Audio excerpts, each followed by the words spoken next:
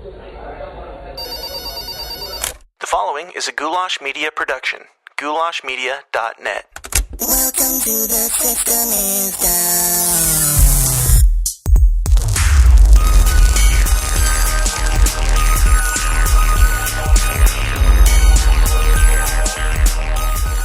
What's up, Downers? Welcome back to the least comfortable show on the web. The System is Down. If you're new around here, my name is Dan Smots, and I am the instigator supreme of these discussions on all things uncomfortable, namely conspiracies, politics, and religion. On today's episode, I got to chat with an old friend of mine who I have a whole lot in common with and don't really get to talk to all that often, so the conversation might jump around a little because, that's how conversations work.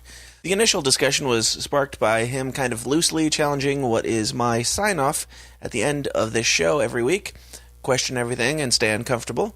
And if I'm truly proven wrong about something, I'm always happy to admit it. So, will I be forced to change my sign-off to something stupid? Well, you'll have to stick around to the end of the show and find out for yourself. But until then, and without further ado, let's get weird.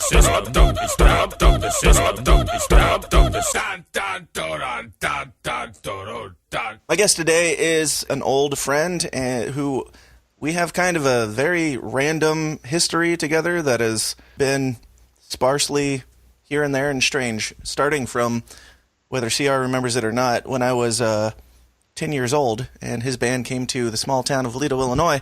But we might get into some of that history, but this is a good friend of mine whose opinions I respect, even if he is wrong.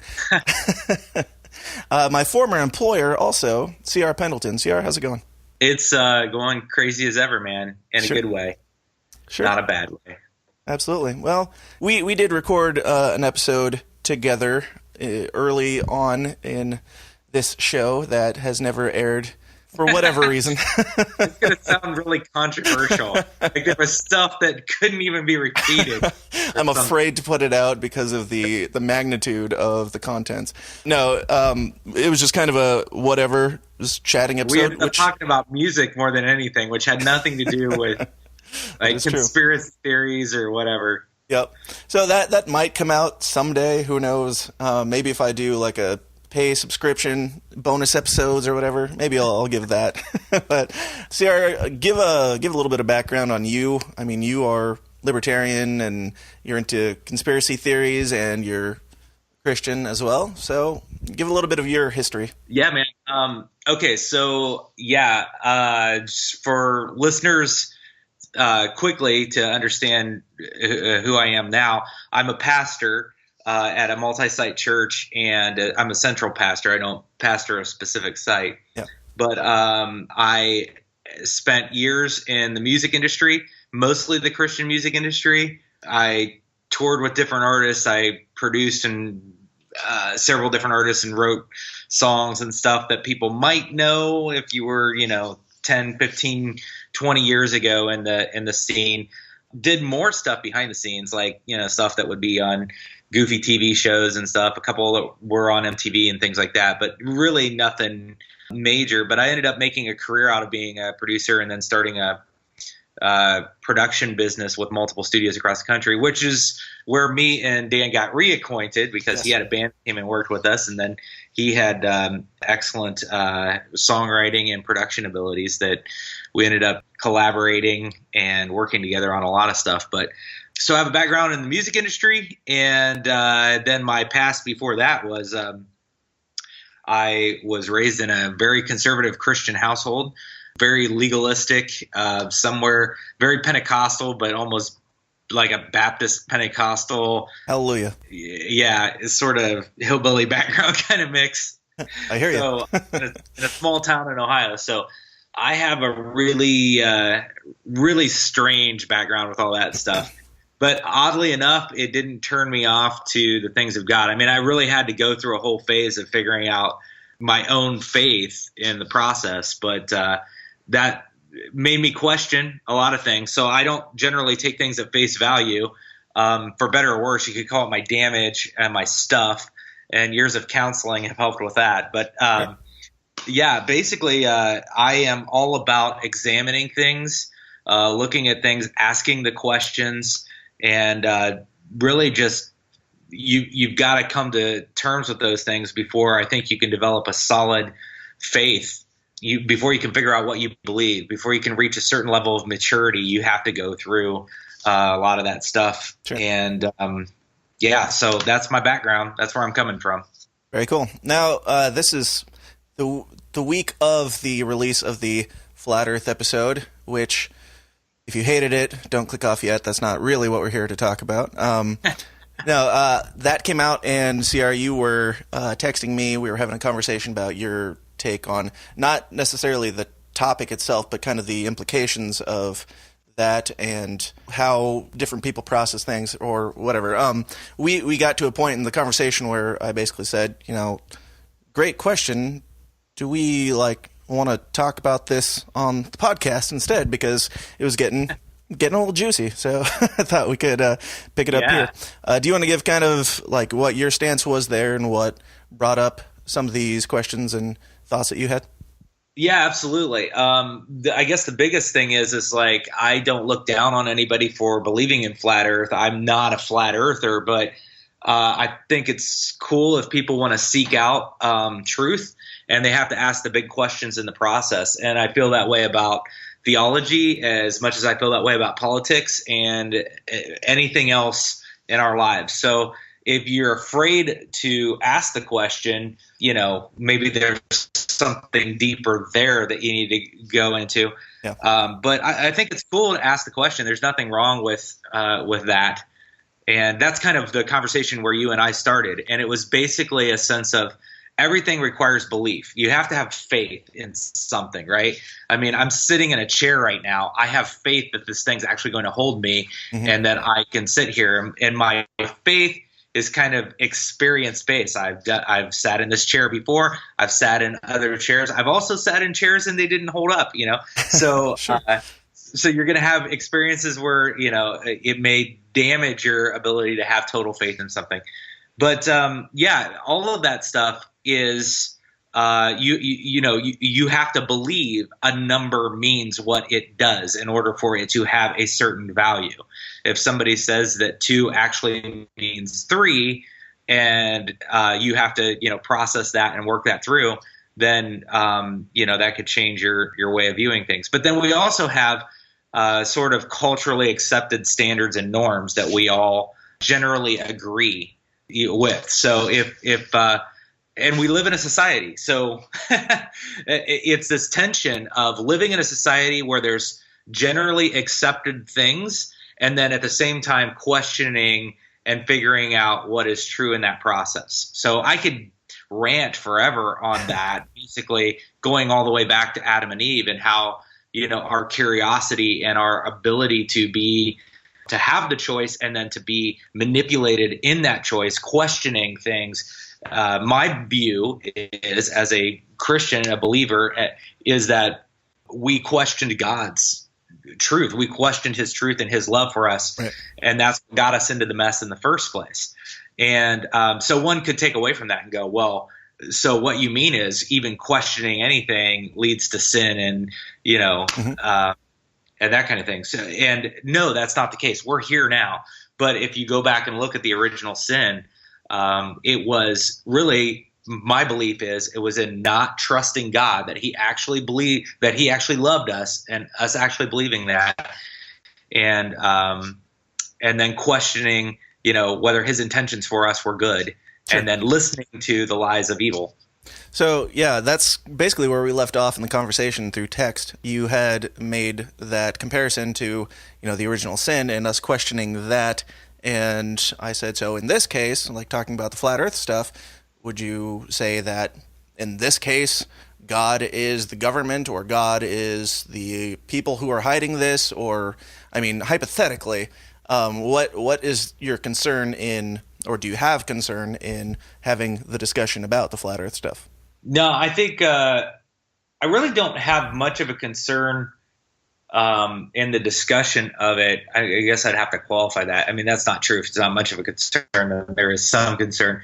I think at some point you can damage your credibility with people if you ask questions certain ways or approach things certain ways. people are going to be uncomfortable with going there. So that's going to segment your potential influence. So, but that happens with everything in society. Now I'm going to get off on a philosophical rant if I talk about, the fact that I have tattoos and I'm a pastor. So Right. I have tattoos, and certain people are going to look at that and they're going to judge me based off that, which is going to limit my voice with those people. At the same time, it also may get them to be more interested. It may get other people to be more interested in what I have to say. So how that relates to the flat earth thing is like, okay, well, the generally accepted scientific understanding of the earth is that it is not flat. Let's just put it that way, whether you believe, it's some sort of a spherical type shape or not. Pear-shaped. Generally right. That's generally the belief. And so when you engage the question of anything other than that, it is definitely going to be viewed by a lot of people as they're going to judge you on it. So, Sure. And then they're going to choose to listen to whatever else it is that you have to say, or they're going to lens everything that you say through that one argument. Gotcha. Yeah. And that's definitely the argument that a lot of people make, is that, especially if you're a Christian and you're out there saying the earth is flat, or maybe the earth is flat, or I don't know if the earth is round, then that's going to cause people to think that all Christians are stupid, all Christians are crazy. But, the same goes for conspiracy theory stuff. I mean, if you say anything if you even say you're a conspiracy enthusiast, don't you think it kind of has the same implication? Like, a lot of people will shut down and stop listening to your beliefs on anything if you're into that. And I know that you are a little bit, and that's why I ask. Yeah.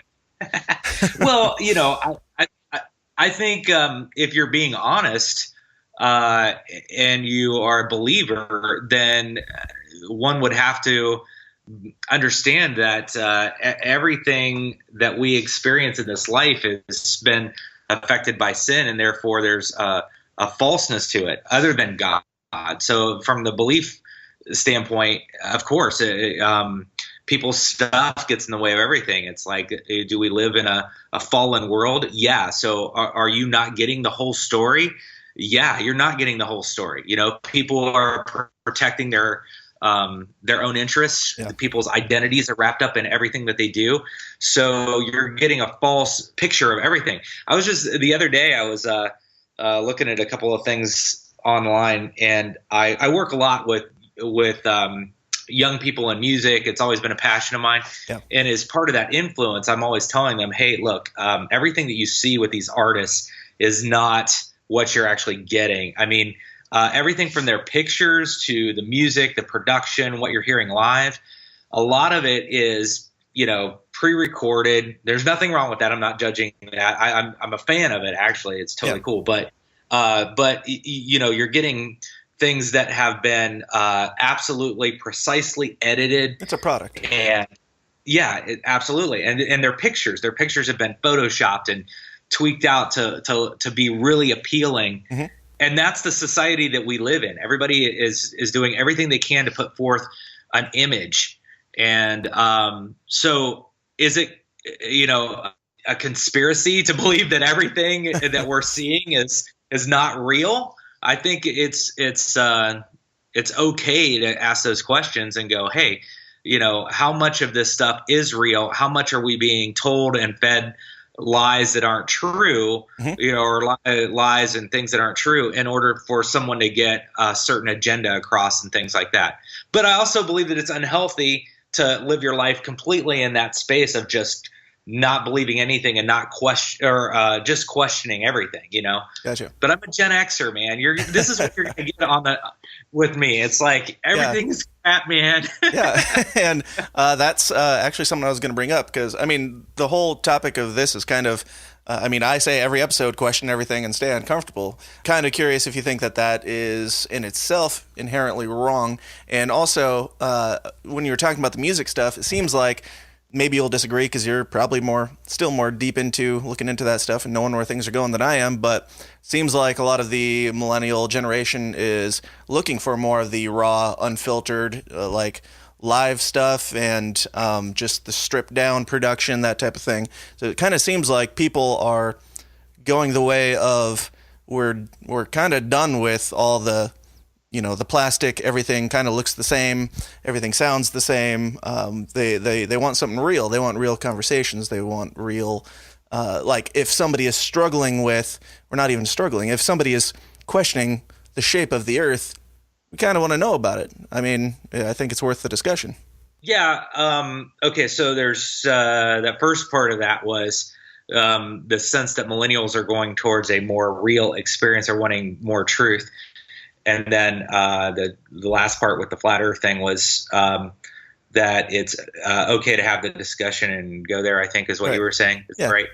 I would not totally disagree with the first part, but it's been my experience that whether you want to call them millennials or not, but the age of the younger people that are coming into this world, like for instance, I have a middle school age daughter, and we have to have a lot of conversation about how things aren't real. Sure. And she buys into the hype, right? Because she's so young, she doesn't understand that things are fake. Right. But when you talk about the 20-somethings, let's say college age kids right now, if we want to get into generational stuff, start talking about that with the whole millennials and that kind of thing, they do seem to be a lot more sheltered than what I was when I was younger. And as a result, I don't know that they are necessarily looking for the more real. I tend to see them carrying on more of a legacy of likes on social media. Sure, it's all about the likes. It's all about the imagery. We're having fun. We're doing this awesome thing all the time. Right. Or oversharing emotions, all that kind of stuff. I absolutely agree with that. Comes with immaturity and things. So are they seeking music that's more real and honest? I think I don't know that I would necessarily say, or music or anything for that matter, right, that they are. I think that as with every generation, I think when they start to become adults and they want to learn more about truth, and they start getting a little bit more into the space of wanting to know what's really going on. Yeah. But I actually see more of a lag with just this generation because they've been so protected and so sheltered. They kind of buy the hype a little bit more and I don't know, use the hype a little bit more. The hype but you, on the other hand, the hype in the raw stuff or the hype in the like pop gloss hype in the stuff? fake. So they buy into the fake social media thing and the likes and like setting all the image and all that kind of stuff. Where I feel like you might technically be a millennial. I don't know if you're technically in that age. I don't know. But I don't really care. You're not a millennial, and maybe it's because you grew up in a small town, and so you're kind of like in a different time frame or something. I don't know, like Mandela effect. The 90s didn't come to your town until the 2000s or something. I don't know. But I think 40DT brought the 90s to my town. You don't. That's sadly maybe true. I don't know. Wow, we're really on some weird random tangent now, but yeah, where were we going with that? Younger generations wanting truth. I don't know. Well, I don't even know if it is like, I don't even know if it's generational or whatever. I don't really dig into like cultural trends. I don't really care. I listen to what I like to listen to, which becomes more raw every day and more real every day. And well, I don't know if you look at like the Bad Christian podcast, stuff like that, like these people who are kind of, they're into deconstructing Christianity and that type of thing. Not necessarily even deconstructing it, but just saying why are we doing these things? Let's be open and honest about all of this stuff. Like, why are we pretending like we don't go out and have a beer on the weekends? Or why are we pretending like we don't cuss when we're in private? Why are we basically being the faith version? And I mean, this goes to all three topics: conspiracies, politics, and religion. Like the conspiracy people, there's some topics that they don't want to discuss for whatever reason. The religion stuff, they don't want to be real with addressing every issue in the culture. And politics, I don't even want to go there. Yeah, I mean, it just seems like there's a little bit of a culture shift where it's becoming more okay to question things and to seek answers to why you feel the way you do and why the generation before you told you this is what it is, and that's what it is. So stick to that. Yeah, I mean, yes and no. Again, this is like how do you go there? I see a lot of certain mentalities on certain sides of the fence, be it conservative or liberal, where it's sacrilege to question their stance on things. Right. So it's like, if you question climate change, how dare you? If you question let's say something like creationism, you're evil or whatever, whatever it is. We'll pray for you. Right. Yeah. It's on both sides of the fence. Like I have friends that literally bringing up the topic of white privilege will send them into a tailspin. Right. I have liberal friends that are like, how dare you even question that it exists? Right. Like, it exists and you're evil for asking why. Or not asking why, but even questioning whether it exists. But and then I have conservative friends that are just like, oh, what a pile of malarkey. What's this new thing that they're bringing up this week? The whatever they're calling. There's no middle ground. It's all one or the other. Yeah, and so I'm very much. It's weird when you're the kind of person who asks questions, because I'm that person. And I don't fit in with either one of those camps, Yeah. I grew up on the other side of the fence. I know what welfare cheese tastes like. I lived in a trailer park when I was a really young kid, and I didn't have any kind of, I don't know, the opportunities that a lot of that my kids have. My kids live like kings compared to how I lived. Right. So while I might not have experienced some of those things, I can ask the question, does white privilege actually exist or not? And, and deduce it down to, well, let's just say you had a choice whether your kid was born tomorrow if they were able to be black or white. I know this is going to be sacrilege to even present this to some people, but if you could choose between the color two white of your people, child, what are your thoughts on white privilege? Right. Yeah. So it's like, well, the reality is I think you start going, well, no. I mean, people could make excuses and be like, well, I'm white, so it would be better if my kid is white. But I think if you're really being honest with yourself, the reality is if you have a child that is non-white, they're going to face certain obstacles that you don't want them to have to face. So to say that white privilege in some form does not exist, I'm not comfortable with the word privilege. Sure. I feel like it's used in a goofy way, but to say that there isn't something there is false, right. So, and I'm a conservative libertarian. For a conservative libertarian to say something like that, that means like I'm willing to ask the questions, No, I totally agree. There are definitely, there are white people that have a lot less privilege from the get-go than there are a lot of white people. Let me very delicately phrase this for whatever reason. I think we all know what it is.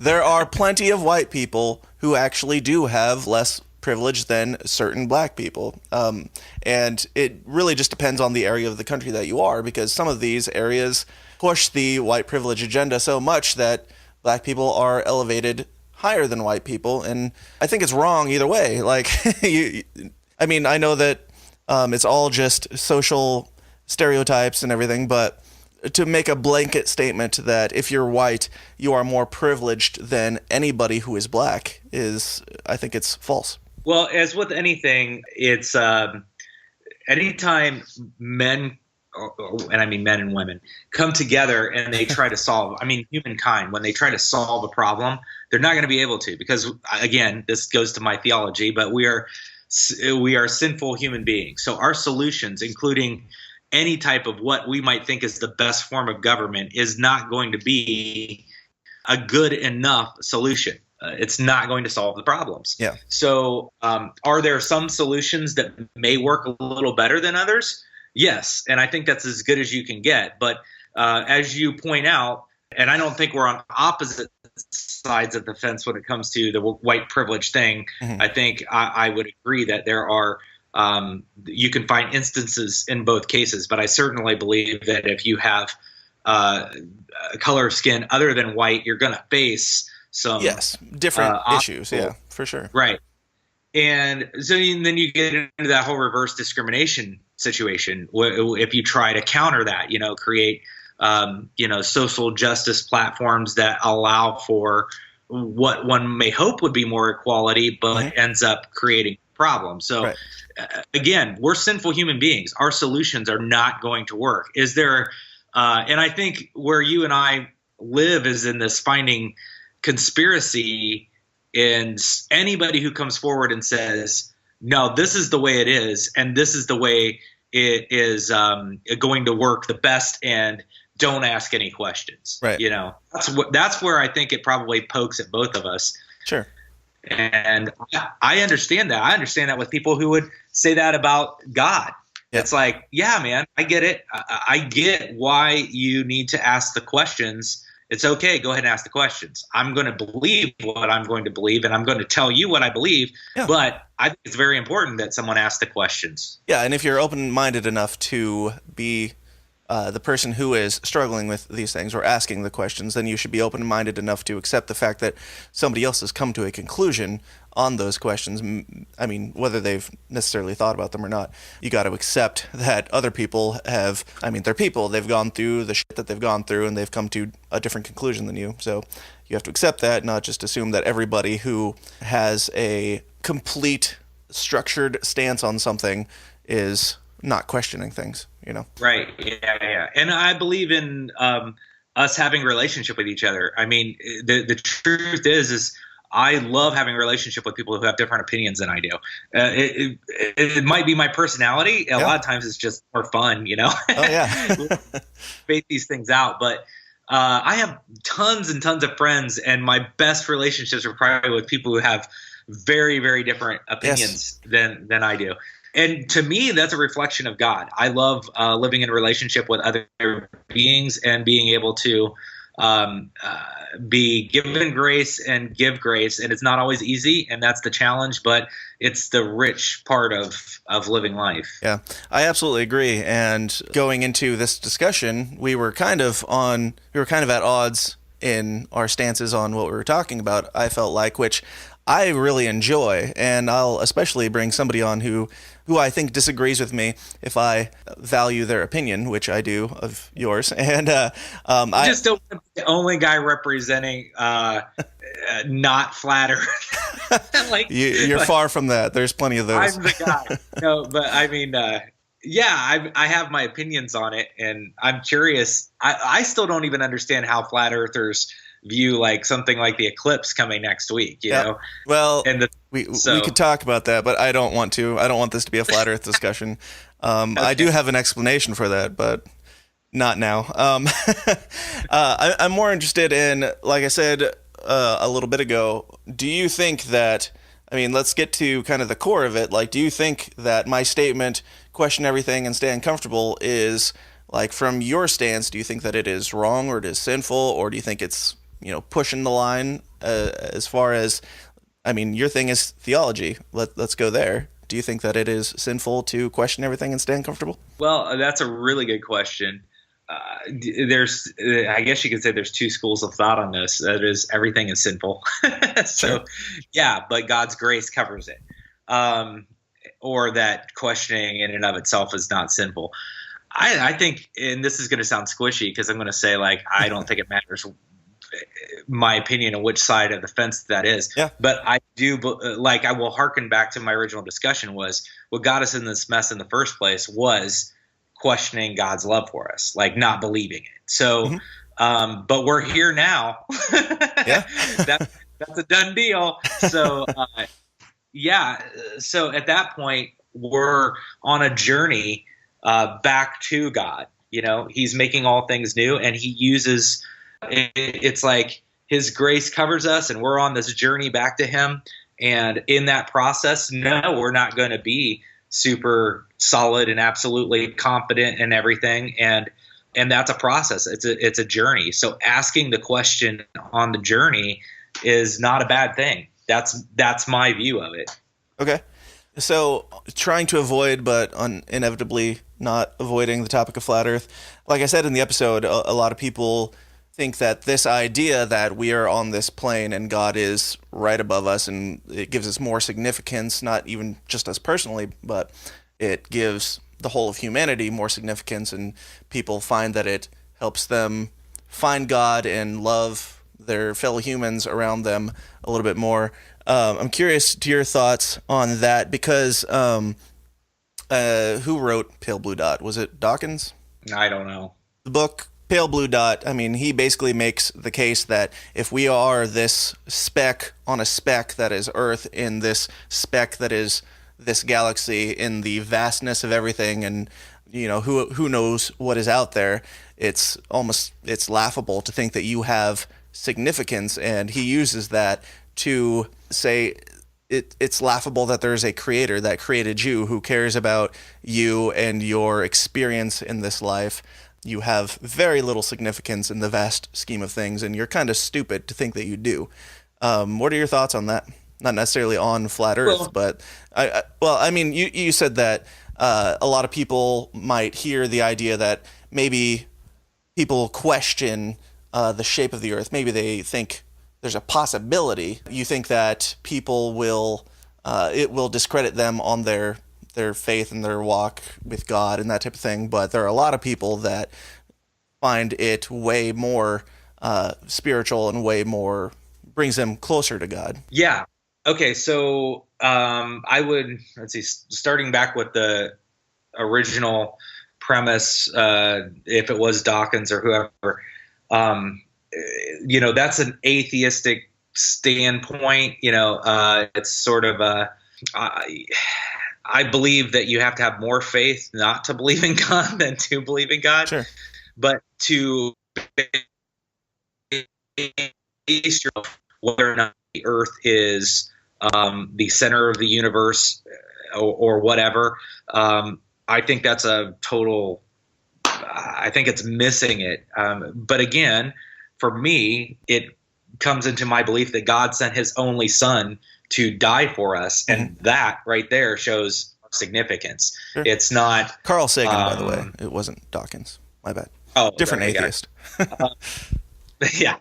So I mean, the significance. I think all things where significance is involved has to point back at God. Your identity has to be in God, and that requires faith. I mean, it's going to sound silly to a lot of people who just can't get there. They're just going to be unable to process that, and I understand.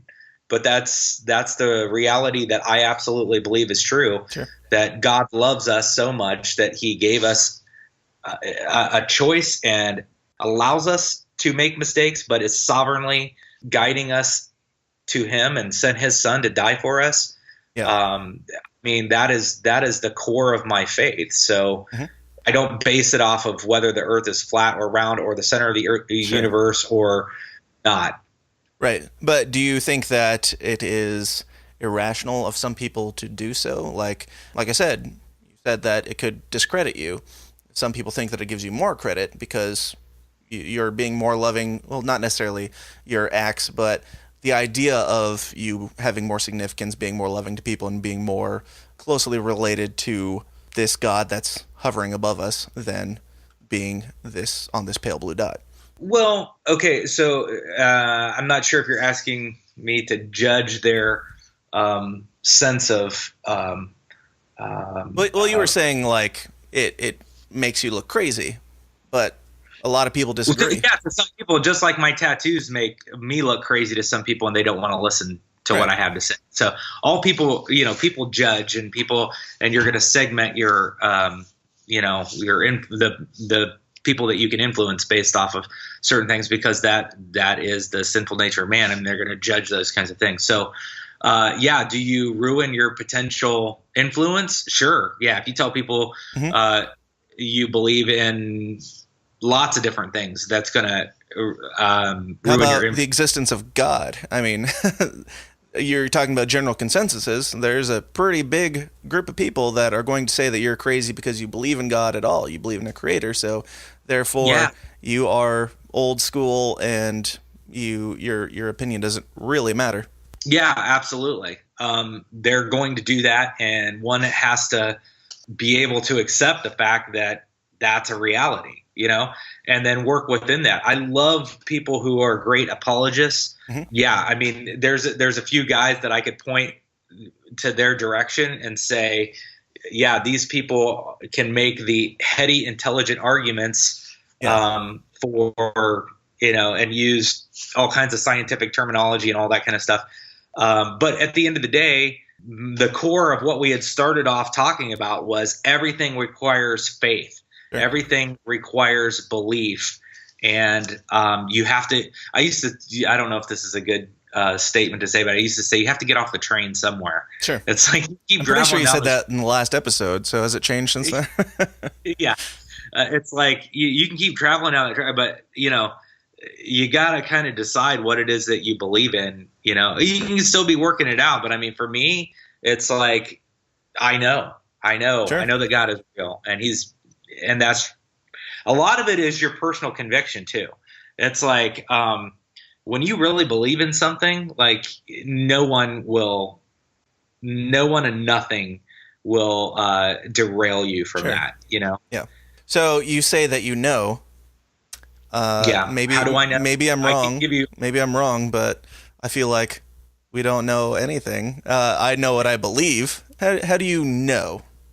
Well, now you're getting into the whole philosophical, thing. Wordplay. Yes.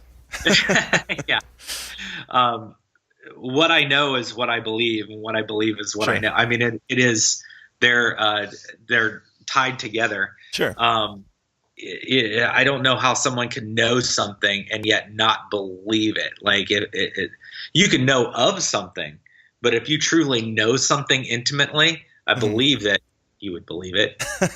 Circular, but so if I know based off of my experience and what I know the weatherman is saying that it's going to storm tomorrow, it's really my belief. I don't know for sure because it's not concrete. I don't have any real evidence outside of what I'm told. Yeah, I call that faith at that point because you'd be believing that what the weatherman is saying is true, and then you're going to have faith that what he said is going to come to pass. So, splitting hairs maybe. But that's what we're here to do. So, hey, Dan Smots here. I'm taking a second to interrupt myself talking to talk about myself because, I don't get paid a penny for the hours and hours that I put into creating this show for you guys in your greedy little ears, and I've got a family to feed. To make that happen, I run my own media business called Goulash Media.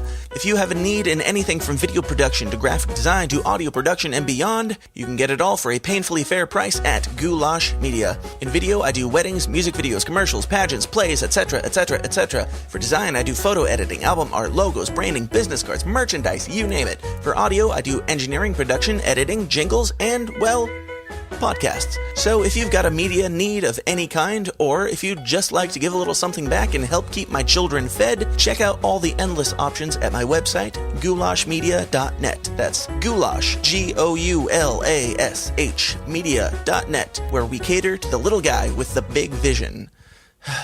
Okay, let's talk a little bit about the cosmos, the vastness of everything, for you as a person who believes in the globular model.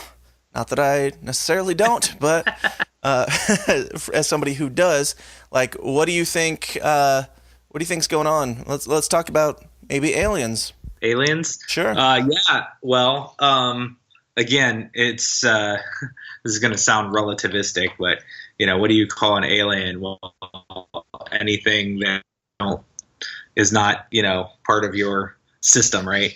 So. Yeah. There's plenty of people who believe that angels are aliens or demons are aliens, and you could classify them as such. And you could say, well, angels and demons both represent a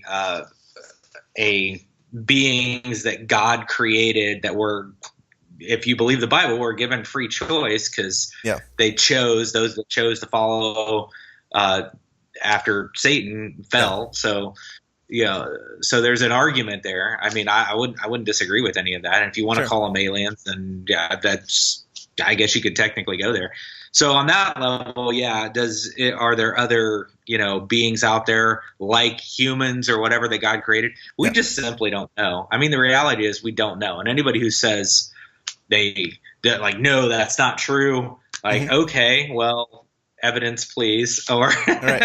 you know, Something that I have issue with is I have a couple friends who are like, anybody who believes in God is crazy. Like, obviously, there's these aliens that made us based on this, this, and this. I don't know. I'm not going to argue their side of the story, but they're saying that God is an alien, but it's stupid to believe in a creator. It's like, well, then what really is the difference? I mean, even if I believe in a supernatural supreme being who created us and put us here, sure, based on a definition, he is an alien. So where's the discrepancy there?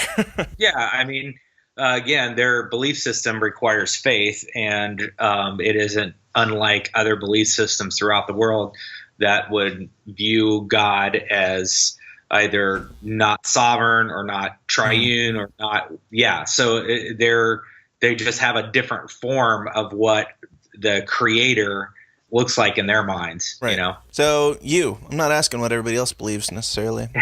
What do you believe? Well, I mean, the Bible is a easy way to go, well, I believe the Bible, but there's a lot of people who have different interpretations of the Bible. That's where you get into that kind of thing. But yeah, I absolutely believe in God. He's sovereign. He's triune. He created us. Beyond that, what do I believe about God? Is that what you're asking? Or what do you believe about aliens?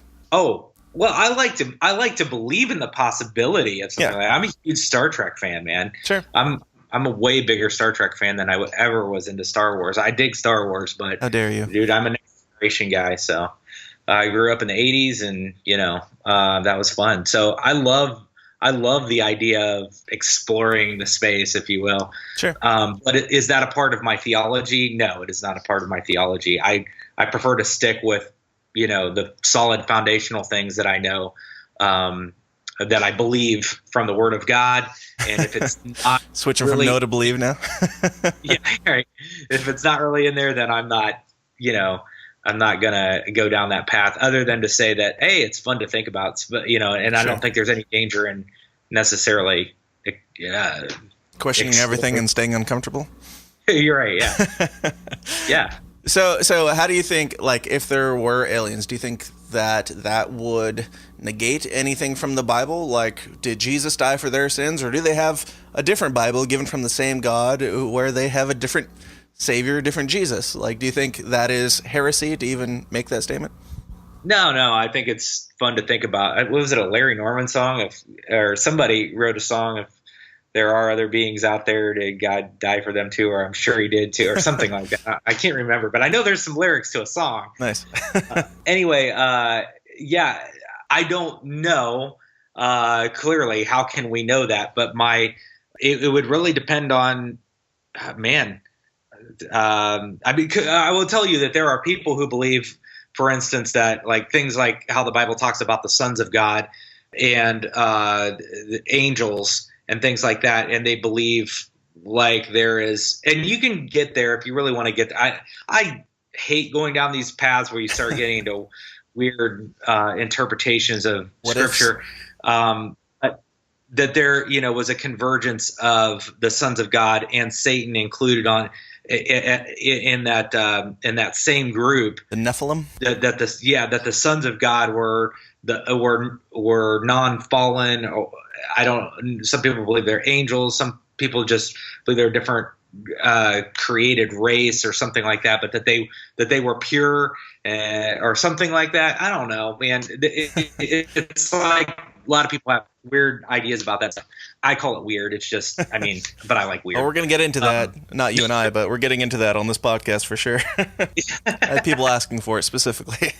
Yeah. So I'll tell you this much. I don't believe that there is enough solid foundational material to build a faith belief system off of it, other than to recognize that we are not God, that God is sovereign and he knows all and we don't. I think there's another big danger when people get into this idea that God is somehow, or maybe they just don't think about how awesome God is, that he's outside of time. Like time is, another thing like gravity or whatever, that God is not subject to time, right? He's outside of time. So he's bigger than time. So when we think about God like that, it's like, how can we dare think that we can know all of these things? Right. How can we even think we could even come close to understanding the mind of God? Right. Well, I don't know where I stand on that. You're talking about like God logic versus man logic, and that's kind of something that I've personally struggled with. Is like, sure, I can accept the fact that I'm never going to be able to logically pinpoint some of these things on God, or figure out how certain things work, because God is divine and he is above all of my understanding.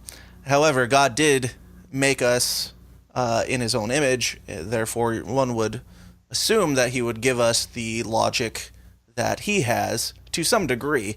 Then you have people who are like, well, if God is sovereign, then why would he kill certain people or whatever? Why would he do all these terrible things?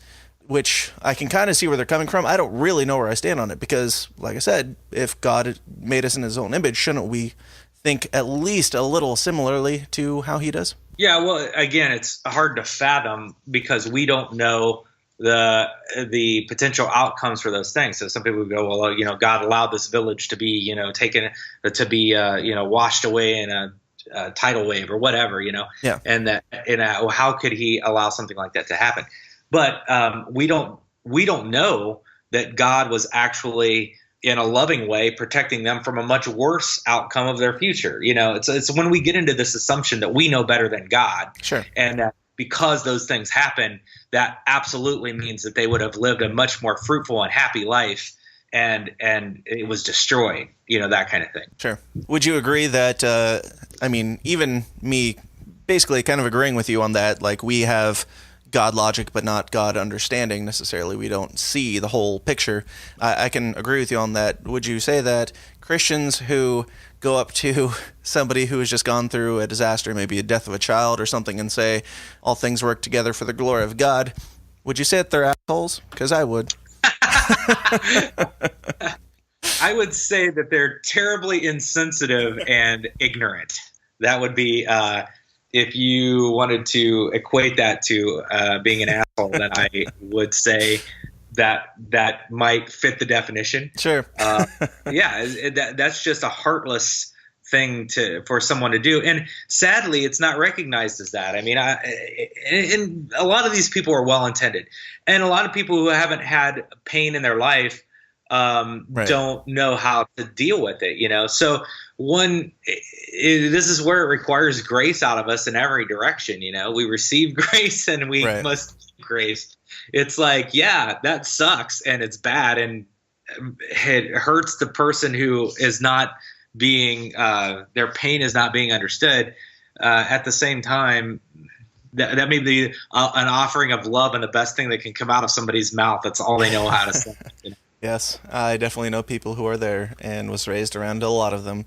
Anyway, so we touched a little bit on like angels, demons, like in the spiritual world, these beings having free will and doing their own thing. And we talked about it briefly in the last episode that we did together, the last conversation we had. I brought up the idea of, I'm not saying I believe this, I just like to throw out thoughts and get responses from different people. But we talked about Satan or Lucifer or whatever this angel was. He was basically the worship leader. He was the big cheese. If it was a mega church, he's the second in command who gets to say how stuff's gone. I mean, you've been there. You were basically Lucifer at the Vista Church for a while. Oh my God. And, way to tell me like how evil I am. He was like God's second in command, basically. So he knew and understood the glory and the vastness and the amazingness of God. And he decided, not following this guy. I'm going to go and do my own thing. And I'm going to be basically the downfall of humanity and God's whole idea for his creation. And it wasn't just him. He had a big giant army of angels that followed him. So hypothetically, just playing devil's advocate in this, because I've heard people make this argument who are atheists or who are even Satanists, this guy understood what was going on, and he still said, no, I don't like it. Screw you, I'm out. Is he how do you put that? Is he wrong? Is he? How does that make any sense in the whole Christian faith structure? Well, for one, he had a choice. So that's the thing that we can take away from that, is that there was a choice in the matter, and that there are plenty of angels who did not go along with him. Yeah. So what we do know is that he wasn't God. He is not God. He is not omnipotent. He is not sovereign. So he cannot have God's knowledge. So whatever knowledge he had was not God's level of knowledge. Because of that, and because of his ability to make a choice, he made the wrong one. And there's plenty of people who, come to the conclusion, well, then he was predetermined to do this because God created him knowing full well he would go this way. Again, we don't know the mind of God. We are not God. God's got the story, man. He's wrapping it all up, and it is all about him. See, in our society, we get into this space where we think that like anything or talking about God as if he loves himself, and the hedonism, if you will, of God is like a evil thing. No, that is pure love. That is awesome. God loves himself. It is all about God. It is all about God. So like when you can get there, it's like hard for us to put our minds in that space, but that is the reality. Yeah. And so God's got the story is basically what I'm saying. And it's all about God. It was all about his plan. It is all about his plan, and he's going to bring it all together. And God is using that in order to fulfill his plan. Sure. So I think that answers your question. Why would Satan be able to make that choice? I feel, this is just an opinion, but I feel like God giving choice, especially when it comes, I don't know that I would necessarily view this way specifically when it comes to Satan, but with human beings, to give a choice is very loving, Yeah. And it gives us the option to make the wrong choice. And God loves us so much that he still sent his son to die for us in us making the wrong choice, if you will. Sure. So would you say that Christians are smarter than Satan? Well, I probably would say that. Yes, I probably could be comfortable saying that. It depends on how you qualify smarter. I mean, does Satan more God logical? I think they were. I think that human beings are special creations. Put it that way, and that they are more special than the angels. So in that regard, then I think there is something unique to humanity and special that Satan does not possess, and probably a certain intelligence or type of intelligence is a part of that. Gotcha. So, heaven and hell. What do you think happens when you die? Well, in 5 words or less. Yeah, to be absent from the body is to be present with the Lord. I do believe in an afterlife, obviously, and I believe that if you believe in Jesus, then you will spend eternity with him. Okay. So then the alternative, I mean, that's pretty basic, and most people are like, yeah, okay, man, that's cool, whatever. Right. That's the real question is the other side. Right, exactly. I like to tell people I'm a hopeful universalist. I'm with you. But I'm not a universalist. Let me make that clear. I am not a universalist.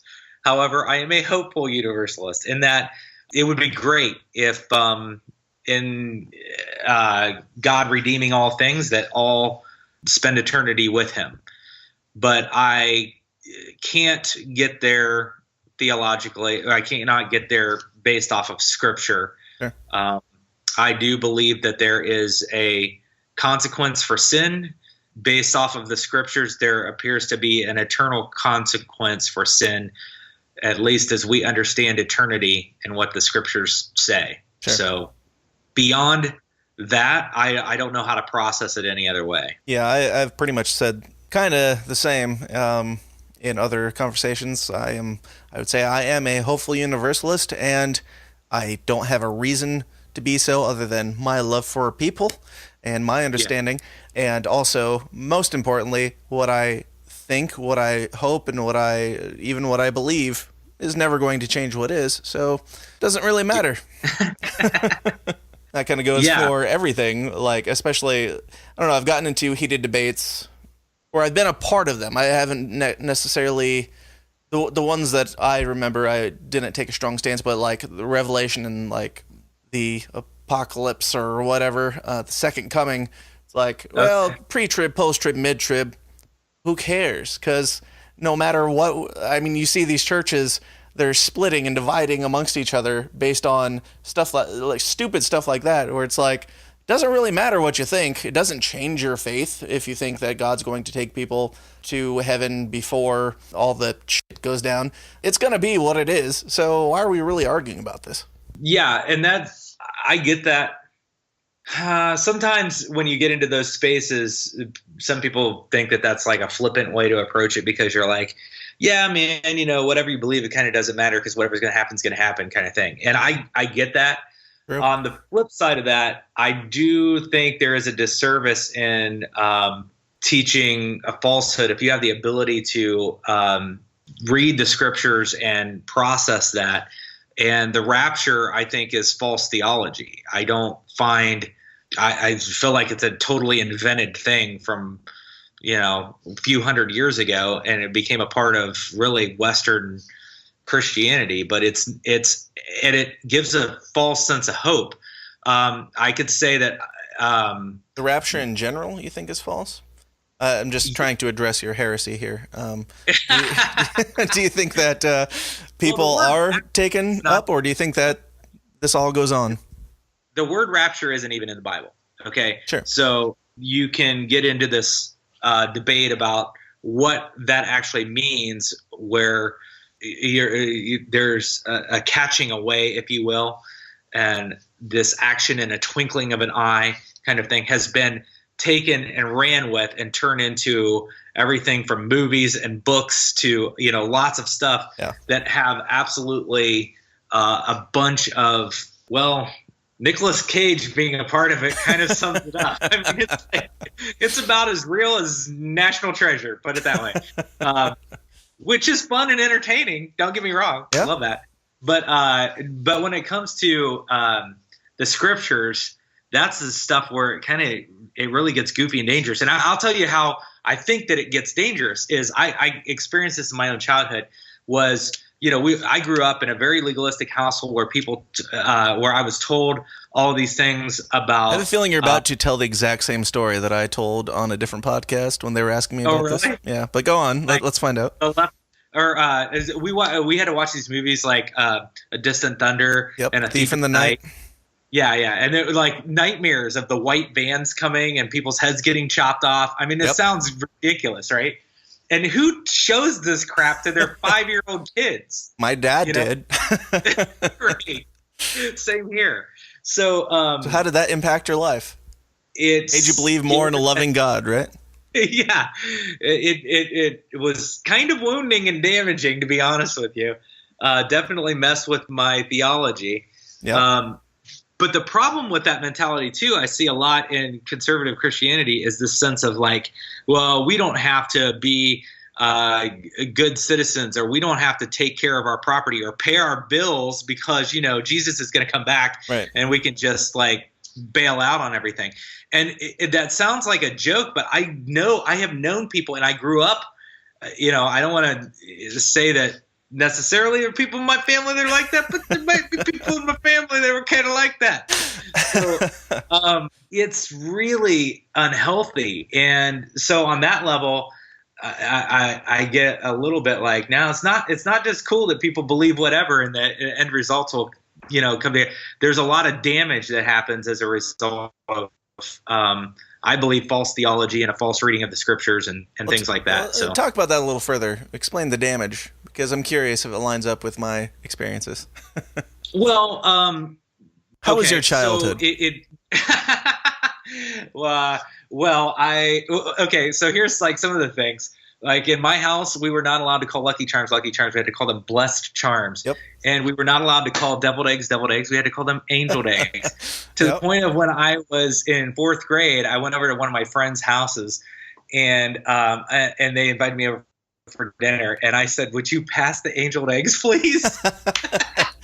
And the whole table started busting up laughing at me. So that was damaging because I'm like, I mean, you believe something, you're told something like this is what it is, and this is, and then you're like astonished to hear that that's not actually a real thing, and that it came with no explanation. It kind of reminds me of I don't want to reveal too much because this does get into kind of like personal territory with my family. But okay, when I was disciplined as a child, the discipline was very harsh, very severe, stuff I haven't really talked about with a lot of people, but it very damaging, and it didn't come with explanation.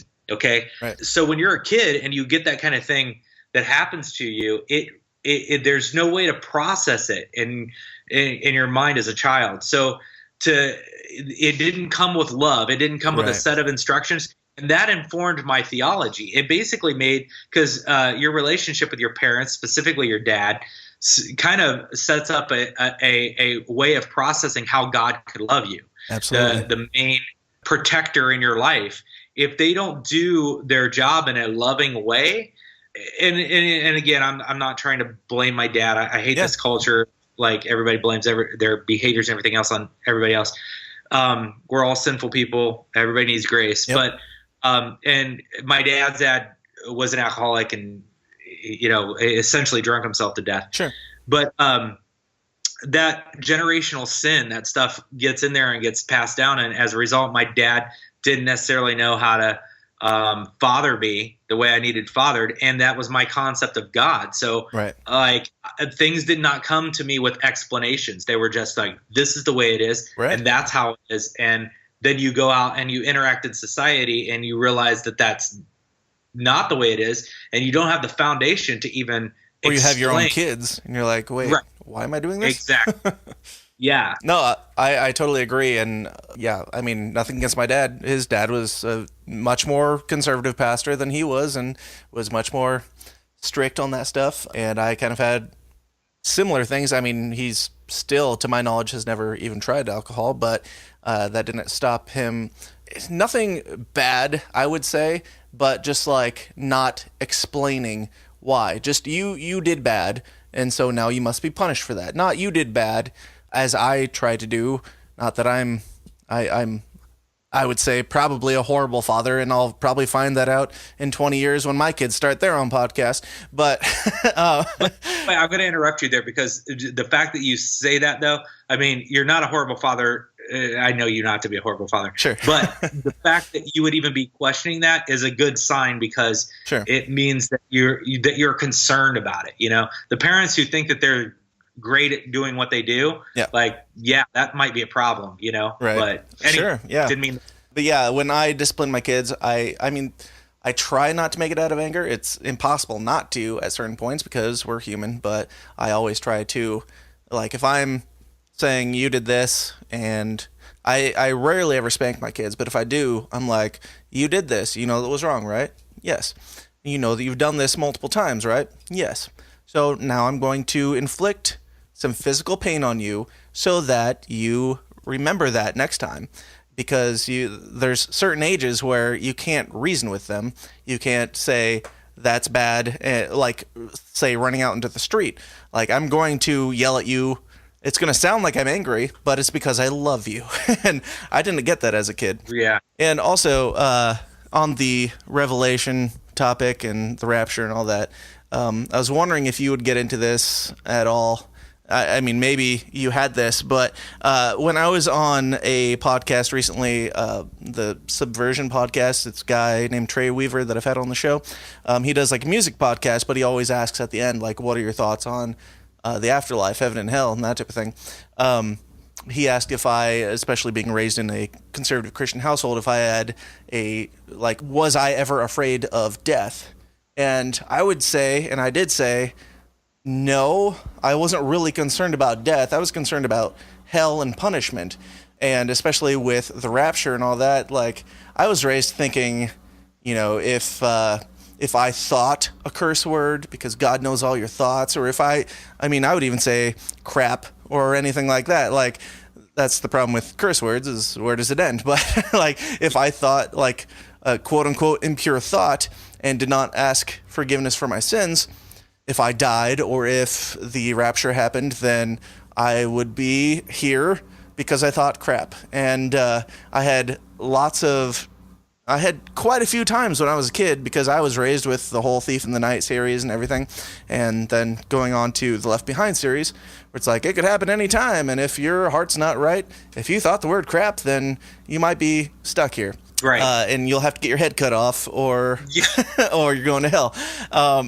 And so I would literally have times where my parents would go out and get groceries or something, and they would be like, we'll be back at 2, and then it's like 3, and they're still not back, and I'm sitting there like, oh my gosh, the rapture happened. Like, I'm turning on the news or like calling my neighbors and stuff. Clothes laying around, and you're like, the rapture happened, and there's their clothes. Yes, and there were no cell phones, so I couldn't call my parents and be like, you're still on Earth, right? It's like, I'd be calling, like, I would call like somebody that I knew who was certainly pure. They were a good person. Like, if they're still here, then I'm good, right? Like, just completely bizarre things to think about now. Did you have anything close to that? Yeah, I totally did. It's weird. I don't know if we've ever actually talked about this before, but yeah, that's my childhood in a nutshell. My fear was the torture, that we were going to be tortured. There was one scene from the movie. These movies, it's hilarious to go back and think about it. But like, okay, painting this picture for your listeners. Yep. I don't remember which movie it was. It's like A Distant Thunder or Thief in the Night or one of those. And there's a little kid. There's this family. There's 3, the mom, dad, and the little kid. I think there might have been more, but I remember that specifically. And the little kid has a balloon. and so they're going to like chop these people's heads off. And they put the kid on the guillotine, and you don't see them chop his head off. All you see is the little balloon fly. The little balloon flies away. It's like, dude, how messed up is that? Yep. Take Christianity out of it. Like, you put that movie out today, like, just as a mainstream concept, like, not necessarily a theological concept. Yeah. I mean, that as damaging as it is on its own, but just like, you put that movie in theaters and people are like, what the hell are you guys doing? And this is a movie that you're showing to like youth groups and churches on like Tuesday nights and stuff like that. Now, we weren't allowed to listen to rock and roll because it had messages from the devil, but you could watch a little kid's head get chopped off. Yes. With his family watching or whatever. Yes. Yeah. Sending the message that if this horrifying thing that you're afraid of happens, you as a child, you're going to have to stick to your guns and be around all these crazy atheists who are wanting to chop your head off. If you get captured, then you're going to get your head cut off. Like, what the fuck? It is really messed up. Me and my sister talk about this stuff because we're like one of the, we grew up in the same household. We're one of the few, it's nice to have other people to relate with. And we always joke about the white vans. And it was, they had Unite on the vans. So I remember like in the 80s, United Way came out. And so we would see the United Way thing all the time. We would just be scared. This was the beginning, right? This is it. This is biblical. Yeah. United Way is the Antichrist. And what do you do with that? Because I do believe in eschatology. I do believe in Revelation. I believe that there will be a beast and a mark of the beast, and that I believe that that is true because that is there. That's scripturally there. But I think the danger is this rapture concept that says that any type of torture would be escaped. And we don't know what that torture might look like.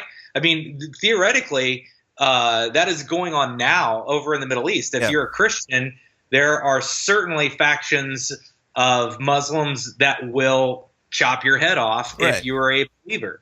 So that's a reality. You could even say that, well, that correlates with Scripture right there. Yeah. And this is happening with men and women and children, right? So on one level, there is a truth to that, and it's horrifying. And to think for a minute that your own family would have to go through that, or something like that. Mm-hmm. I mean, it's important to work through that stuff. Yeah. And then you'll get, again, going back to the faction of people who are like, well, if God's sovereign, why does he allow those kinds of things to happen? And we had that conversation already. But again, we don't know the mind of God, and he is all loving. And just because a death happens does not mean that absolute love is in that process and that they are in a much, much better place, right? Still, nonetheless, the idea of torture and facing torture and all that kind of stuff is very hard. Yeah, but that kind of torture is saying that biblically, God not only allowed it to happen, but it has to happen for Revelation to be true. Like, these children will be killed because all morality is gone, and the atheists are the worst people in the world who will be chopping the heads off of Christians because they don't take this microchip or don't take this mark or whatever. Yeah, and again, I think it comes down to the core foundations of faith. You have to have an understanding. You have to get to love. I know this sounds like, and then you get into like, sounds flower power or whatever, but I'm all for it. Like, go ahead. The reality is it's all about love. If you're doing what you do in love, then that's good. And what I mean by that is, okay, so if you're instructing your child, disciplining your child, discipline on one level, you might think is like, that's a terrible thing. But as you pointed out, you could be saving your child's life. Discipline is important, and you're doing that in love. If you're conveying that in love, that is the message that's being brought forth. I believe that that's what the Bible does. I believe that every message of the Bible, every core point of the Bible points to one thing, and that is all about the condition of the heart. So again, if you can instill that, if that's the way that you're teaching Christianity, unlike how we were taught as children, then that's what it's all about. So. Yeah, I don't think it was taught as not love. I think the intention was love, but that was just these people's understanding. Like like the whole fear porn thing, like Alex Jones or the Westboro Baptist Church or the guy on the street corner on a soapbox. I think that as much as I hate it, I think that if you believe, and actually Penn Jillette talks about this a lot too as a hardcore atheist. He's like, do you hate people who proselytize?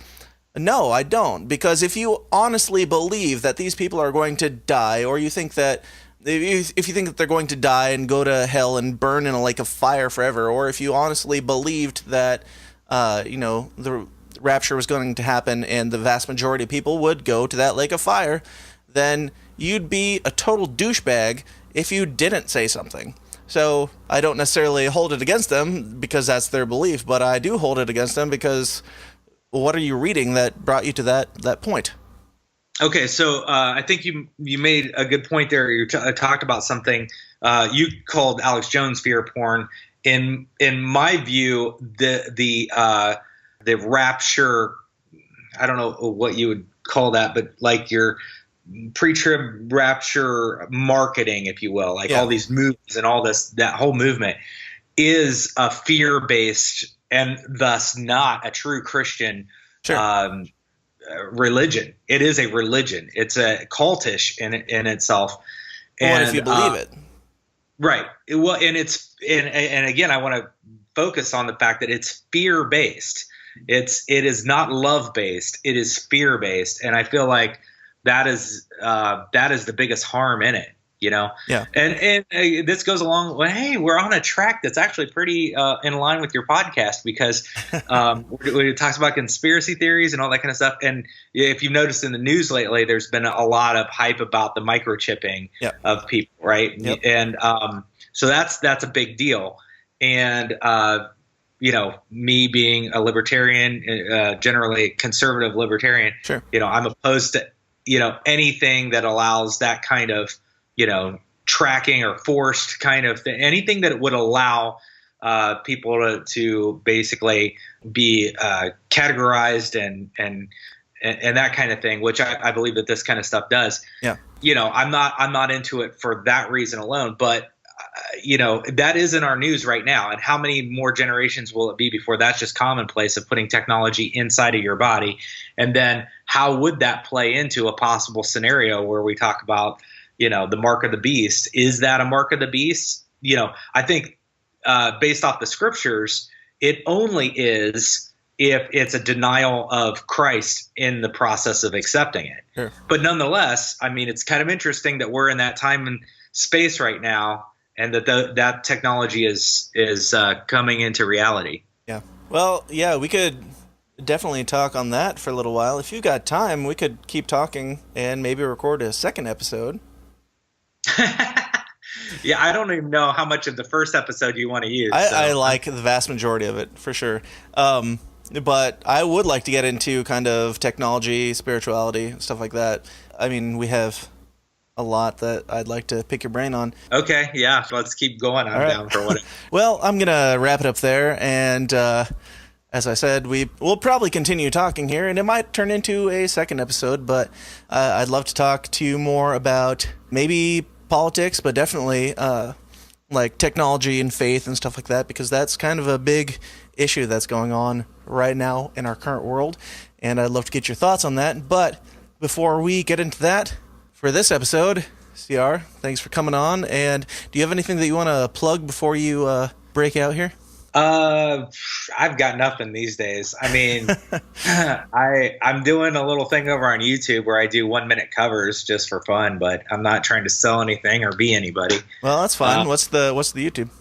People check it out. It's CR's 1-minute covers. Got like 3 of them up right now, but yeah, no, that's awesome. And I really enjoy the music stuff too. And I know a lot of my listeners do. So definitely go check that out. But CR, thanks for coming on, and who knows how long we'll talk here, but I definitely want to have you on in the future either way. So thanks for being here. Thanks for having me. Yep, absolutely. You have a good one. Hey guys, thanks for sticking around. I hope you thoroughly enjoyed my conversation with CR Pendleton. If you loved it, or if you completely hated it and think that I should neither release the rest of this chat session or ever have him on the show again, you're welcome to come tell me all of your thoughts and more over at the System Is Down group forum, which you can find by going to tsidpod.com/forum. I would also greatly appreciate it if you would do this list of things for me. So, get a pen and paper and write this down. Are you ready? Okay, I feel like Dora the Explorer or something. But here's the list. Number 1, go over to iTunes and subscribe to the show and leave a friendly review. Number 2, go to Facebook and like and follow our page at /The System Is Down. Number 3, go over to Twitter and follow us with the handle at TSIDpod. That's it. Just 3 easy things that, if you know how to use a computer, will only take you about 5 minutes tops. It's the least you can do to give back to this amazing content that you receive every week for completely free. So, do all of that, and I'll be back here first thing next week with more discombobulated malarkey. Yeah, I bought a thesaurus this week. I'm pretty proud of that. Until then, you guessed it, question everything, and stay uncomfortable. Thanks. This has been a Goulash Media production. goulashmedia.net. This concludes our broadcast day. Click.